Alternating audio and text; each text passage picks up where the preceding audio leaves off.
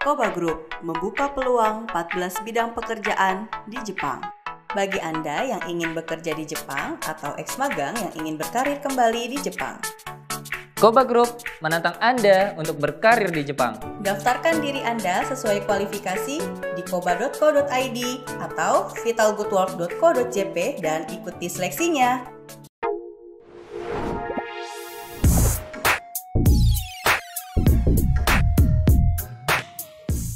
Assalamualaikum warahmatullahi wabarakatuh. Hai minasang, ohayo gozaimasu. Kembali lagi bersama kami di Koba Channel. Pada video kali ini, saya ingin memberitahu kalian tentang cara kerja orang Jepang.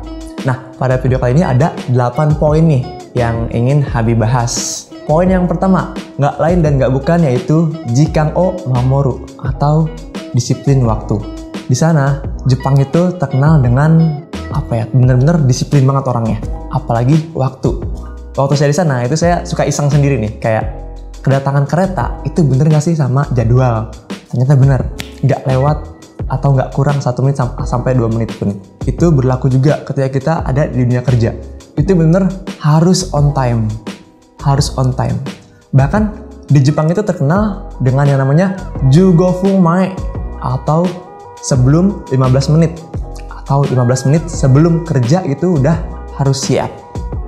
Udah nggak pakai prepare lagi, nggak pakai dandan lagi atau apapun itu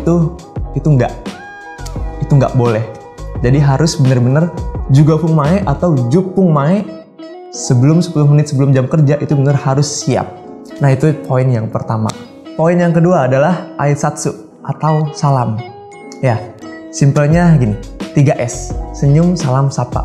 Itu menjadi satu. Jadi kita benar-benar harus menjaga atau benar-benar harus mempunyai itu. Seni Aisatsu. Senyum, salam, sapa. Ya, kita kerja nggak sendiri. Kita kerja di negara orang. Kita kerja sama ya tuan rumah, ya kan, orang Jepang. Jadi kita harus ya itu nerapin 3S. Senyum, salam, sapa. Satu lagi deh, S, santuy. Ya, itu supaya nggak panik.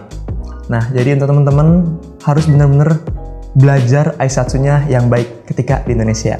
Oke? Senyum, salam, sapa. Di poin yang ketiga ada Shigo Kinshi atau ini dilarang bertanya tentang hal pribadi saat kerja atau dilarang curhat. Ini benar-benar ya Shigoto no toki wa shigoto desu. Benar-benar ya kalau shigoto ya lu shigoto. Kalau kita kerja harus benar-benar kerja.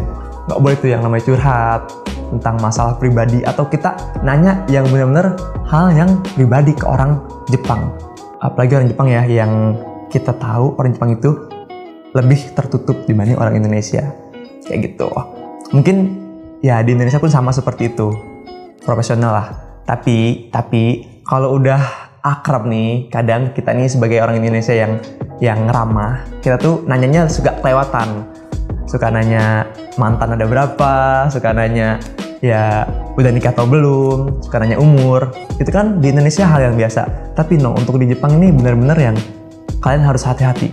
Kalian harus benar-benar akrab dulu, baru boleh bertanya hal-hal seperti itu.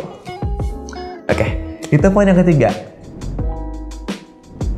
Kita lanjut ke poin yang keempat, yaitu Ruru o Mamorimasu, atau kita harus benar-benar menjaga peraturan yang ada di kaisha atau perusahaan.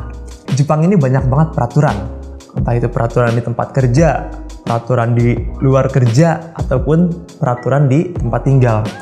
Nah, pada kesempatan ini saya, Habi, ingin menyampaikan yang di tempat kerja dulu. Contoh kecilnya kayak yang buang sampah, apalagi di perusahaan makanan, ya kan? Nah, pengalaman waktu Habi kerja di sana, itu benar-benar yang kaget banget waktu datang. Ini benar-benar Jepang ini bersih banget. Perusahaan Habi ini kayak yang pernah Habi diomelin gara-gara salah buang sampah. Kata orang Jepang, Habi, ini Jepang, bukan negara kamu. Jadi ikutin peraturan yang ada di sini. Alhamdulillah nggak diomelin sih, karena kerja sama orang-orang tua yang alhamdulillah baik. Kayak gitu. Next untuk teman-teman, jadi harus tahu dulu peraturan yang ada di perusahaan. Dari hal kecil sampai hal-hal yang besar. Kita lanjut ke poin yang kelima.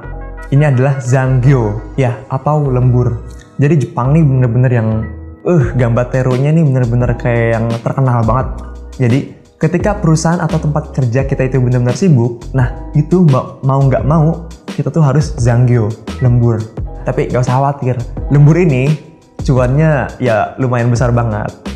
Justru kami nih para pekerja di Indonesia itu kayak yang ketika nggak ada lemburan itu kita ya sedih, kayak yang aduh gaji stuck segini-gini aja.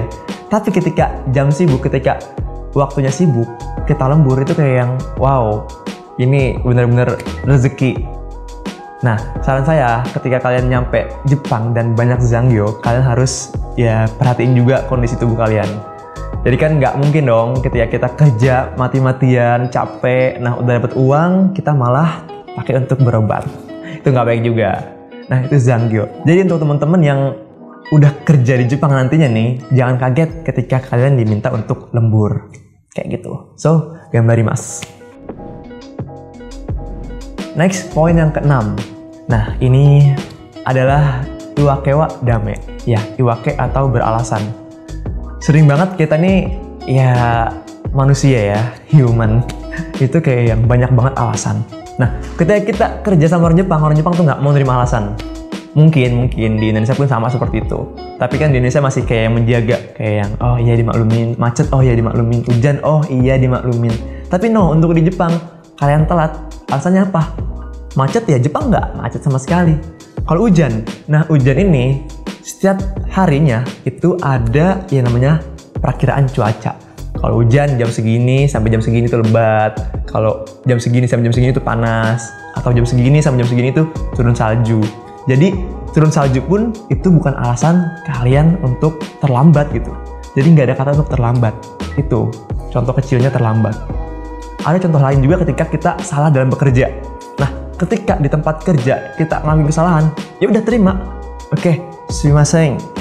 Hai, machigaimashita. Mata mas. Mohon maaf, ya saya salah. Kedepannya saya perbaiki, saya lebih hati-hati lagi. Udah, kayak gitu aja. Ketika kalian beralasan, itu kayak yang iwake dah. Iwake. Itu kayak yang benar-benar lu alasan aja, salah ya salah aja. Kayak gitu. Jadi, iwake wa kinshi desu. Dame desu. Oke, kita next ke poin yang ke-7, yaitu tentang gambarimasu, gambate, atau tentang semangat kerja orang Jepang. Saya yakin putra-putri Indonesia yang ke Jepang itu adalah putra-putri yang semangat. Untuk mengingatkan kalian, teman-teman, jadi jangan dikendorin semangatnya ketika benar-benar kerja di Jepang. Mau itu kalian ada masalah tentang keluarga kalian ataupun ditagih sama pinjol, itu dihilangin dulu. Benar-benar harus ya gambat temas. Karena apa? Karena Jepang ini sangat bernilai. Ketika kalian kerjanya lemes, udah kesananya kalian bakal dicap, ini Iwai Hito, ini orang lemes nih, orang payah, kayak gitu. Jadi benar-benar kayak yang akarui teh. Nah nih, akarui itu kayak yang ceria aja bawaannya gitu. Jadi ini ada sangkut pautnya sama yang aisatsu tadi. Ketika kita gambat teru, kita semangat, aisatsu kita pun benar-benar kayak yang ohayo gozaimasu, kayak gitu. Ogenki desu ka, kayak gitu. Kayak yang benar-benar akarui. Kita penuh semangat, penuh warna ketika kita kerja. Kan gak enak juga dong, atasan nyuruh kita tapi kitanya ngedumel atau kitanya ngeluh. No, itu nggak baik sama sekali. Oke, itu poin yang ke-7. Next, poin yang ke-8. Nah, ini adalah nomikai. Nomikai ini ketika kita udah kerja capek, nah, kita pulang, itu nggak langsung pulang. Kita ada acara namanya minum, ya, sake, nomikai. Nah, untuk teman-teman yang sudah biasa minum sake, atau yang mungkin yang, mohon maaf, non-Islam, itu mungkin udah terbiasa. Itu ya mondainai, nggak ada masalah, silahkan kalian berbaur, itu sangat disenangin sama orang Jepang. Jadi kayak yang apa ya, akrab lagi lah. Ketika kita siangnya capek digenjot kerja, malamnya kita kayak yang nomikai. Pernah dong dengar istilah nomikai atau kayak yang minum sake bareng. Nah, ini untuk mempererat tali silaturahmi lah ibaratnya gitu, mempererat hubungan kerja. Kayak gitu. Untuk teman-teman yang Islam yang bener-bener nih Islamnya kental banget nih, yang nggak mau nyentuh alkohol sama sekali, kalian nggak perlu khawatir. Kalian datang ke acara nomika itu, kalian bilang ke atasan, sumimasen, watashi wa osake o nomemasen. Maaf, saya nggak bisa minum alkohol. paling ditanya sama atasan, oh, doste desu ka? Dostan desu ka? Kenapa? Ya, Islam suki desu. Ya, saya Islam. Nggak boleh minum sake. Nah, orang Jepang ini nggak rasis, nggak ujuk-ujuk kalian dimusuhin. No, nggak sama sekali. Ini pengalaman banget ketika saya berada di Jepang, itu kayak yang awalnya emang mereka bingung. Karena saya orang pertama di Indonesia, mereka bingung. Kok udah usia 20 tahun lebih nggak boleh minum sake? Sedangkan di Jepang, usia 20 tahun ke atas itu boleh minum sake. Saya bilang, mohon maaf, agama saya Islam. Kayak gitu.